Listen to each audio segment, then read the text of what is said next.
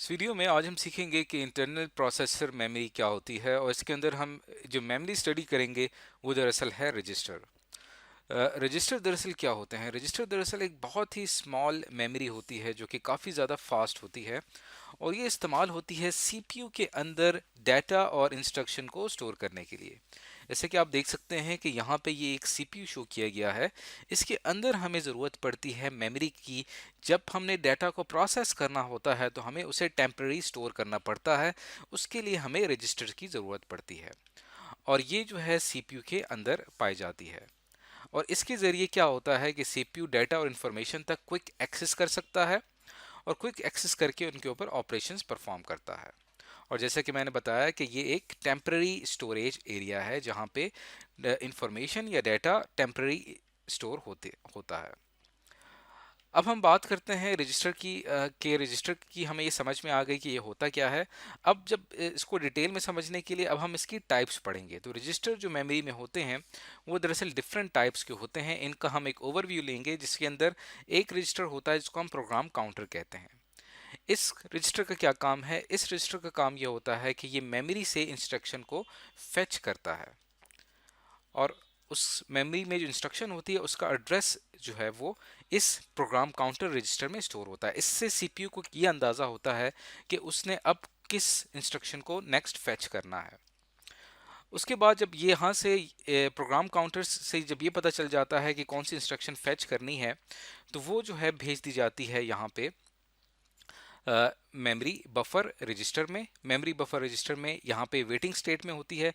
उसके बाद ये आ जाती है मेमोरी डाटा रजिस्टर में और फिर वहाँ से भेज दी जाती है इंस्ट्रक्शन रजिस्टर में जहाँ पे आपका एक्चुअल जो प्रोसेसिंग है वहाँ पे परफॉर्म होती है। इसको इंस्ट्रक्शन रजिस्टर भी कहा जाता है या इसको करंट इंस्ट्रक्शन रजिस्टर यानी CIR भी कहा जाता है।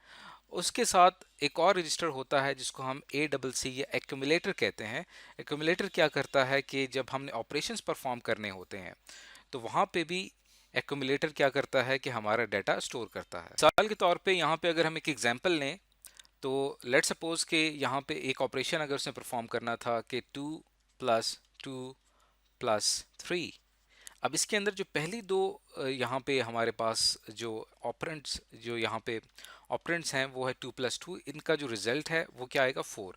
तो ये 4 कहाँ पे स्टोर होगा? इसके लिए हमें एक रजिस्टर चाहिए होगा एक्यूमुलेटर जहाँ पे ये स्टोर होगा और उसके बाद +3 ऐड होके फिर ये फाइनल एक्यूमुलेटर में जाके 7 हमारा स्टोर हो जाएगा।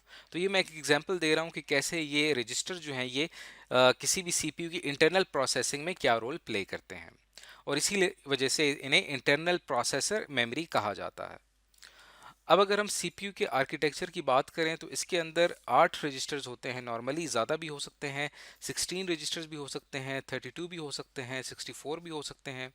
और अगर हर रजिस्टर की साइज़ की बात की जाए तो एक रजिस्टर जो है वो 32 बिट का होगा, यानी कि वो 32 बिट लॉन्ग इंस्ट्रक्शन अपने अंदर स्टोर कर सकता है।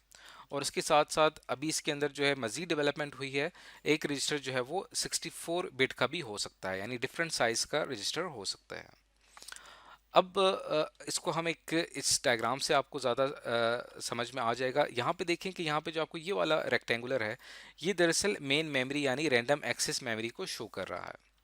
अब यहाँ से क्या होगा कि इस यहाँ पे सीपीयू इसके साथ कनेक्टेड है तो यहाँ से जो हमारा मेमोरी एड्रेस रजिस्टर है ये दरअसल क्या कर रहा है, ये यहाँ से एड्रेस को फेच करेगा और फेच करने के बाद यहाँ पे जो प्रोग्राम काउंटर होगा इस रजिस्टर में आके इसका एड्रेस स्टोर हो जाएगा।